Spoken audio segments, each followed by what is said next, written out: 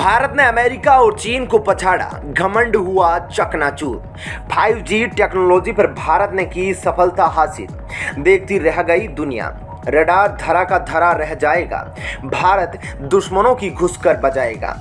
दोस्तों, भारत ने एक ऐसी टेक्नोलॉजी को भारत में ही डेवलप कर लिया है जिसका इंतजार काफ़ी लोगों को काफ़ी लंबे समय से था, और आपको आज की इस वीडियो में हम बताने वाले हैं, जिसको सुनने के बाद यकीनन आपको काफ़ी ज़्यादा खुशी होने वाली है कि भारत ने अपने दम पर एक ऐसी और बड़ी टेक्नोलॉजी को डेवलप कर लिया है जिसकी पहले कोई कल्पना भी नहीं कर सकता था, लेकिन आज भारत ने वह कर दिखाया है। इस चीज़ से पूरी दुनिया ये तो अंदाज़ा लगा चुकी है कि भारत कुछ भी कर सकता है।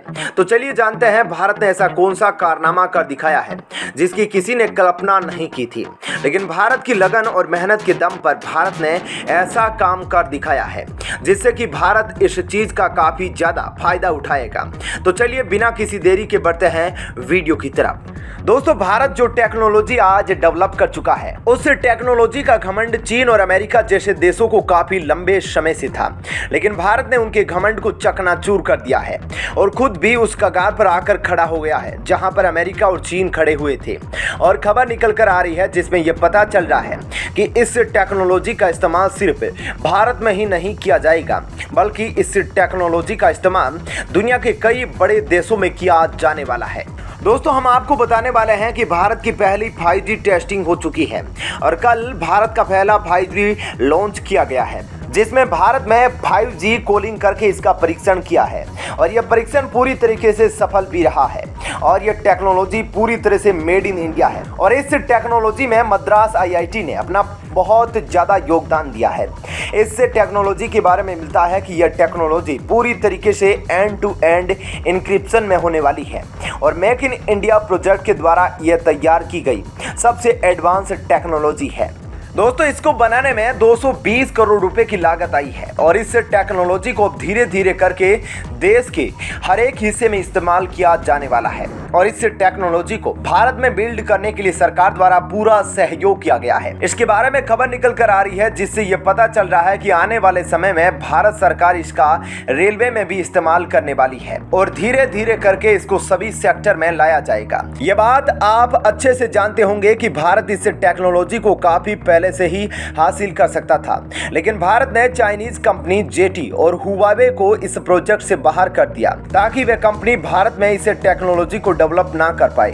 और इसके पीछे की जो मुख्य वजह है वह यह है कि यहाँ से भारत का डाटा चोरी होकर पूरे दूसरे देशों में ना जाए, इसलिए भारत ने मेक इन इंडिया प्रोजेक्ट के तहत इसको अपने देश में ही बनाया है।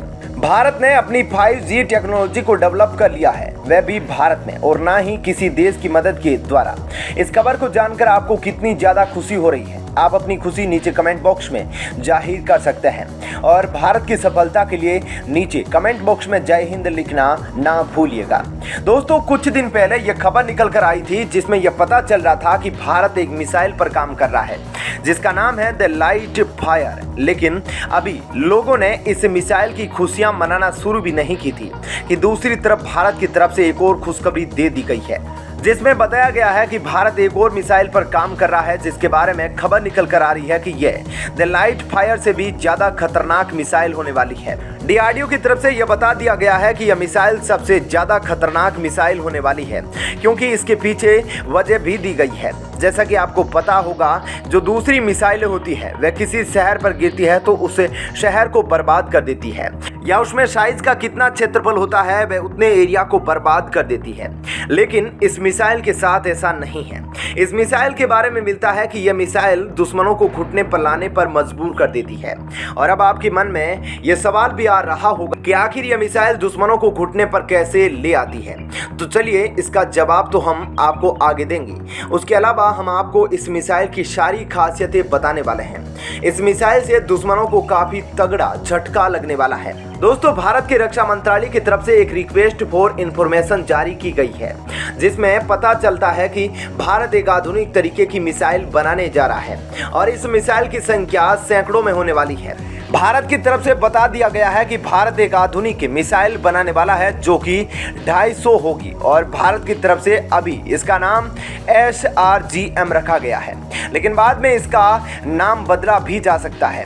SRGM यानी long range satellite guided missile. और इस चीज से आप इतना तो समझ गए होंगे कि इस मिसाइल को सैटेलाइट से कंट्रोल किया जाएगा।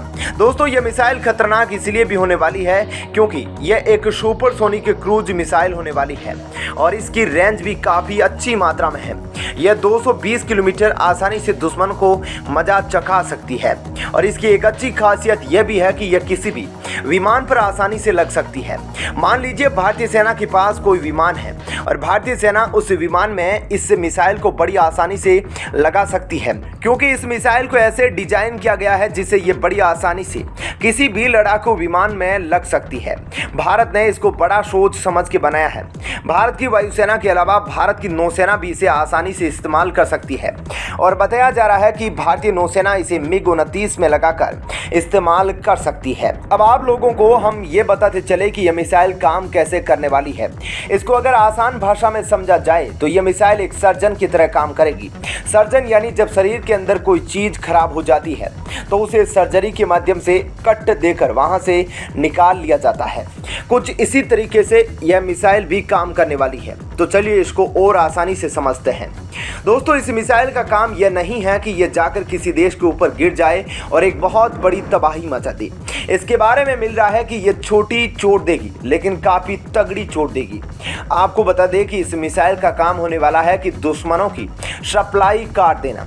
जैसा कि युद्ध के माहौल में दुश्मनों की ऐसी जगह पर मिसाइल के माध्यम से अटैक किया जाएगा जिससे दुश्मनों को काफी तगड़ा झटका लगेगा।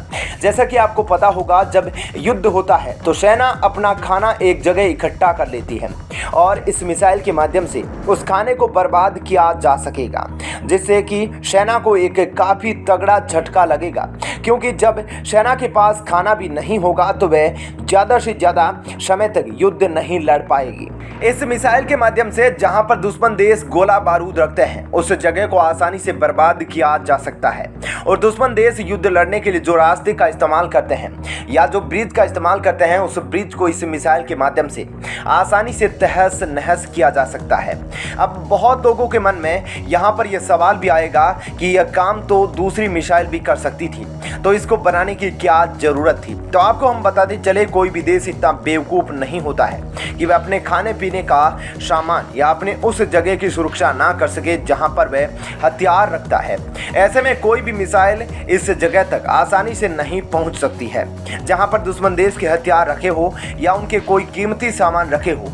और यही वजह है कि यहाँ पर सबसे बेहतरीन डिफेंस सिस्टम लगाए जाते हैं जिसे तोड़ पाना बिल्कुल भी इम्पॉसिबल है।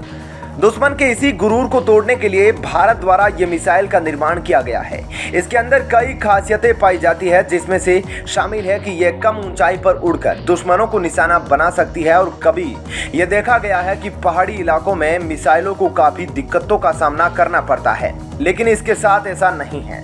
यह पहाड़ों से इधर उधर होकर अपने टारगेट पर बड़ी आसानी से पहुंच सकती है और दुश्मनों को नुकसान पहुंचा सकती है। इसका एक और फायदा भी मिलेगा, जैसा कि आपको पता होगा, पहाड़ों में रडार काम नहीं करता है, जो कि इस मिसाइल के लिए काफ़ी अच्छी बात होगी। भारत की SRGM मिसाइल के बारे में आपकी क्या राय है? क्या भारत के लिए यह मिसाइल कारगर साबित होने वाली है? आप अपनी राय हमें नीचे कमेंट बॉक्स में लिखकर बता सकते हैं। जय हिंद।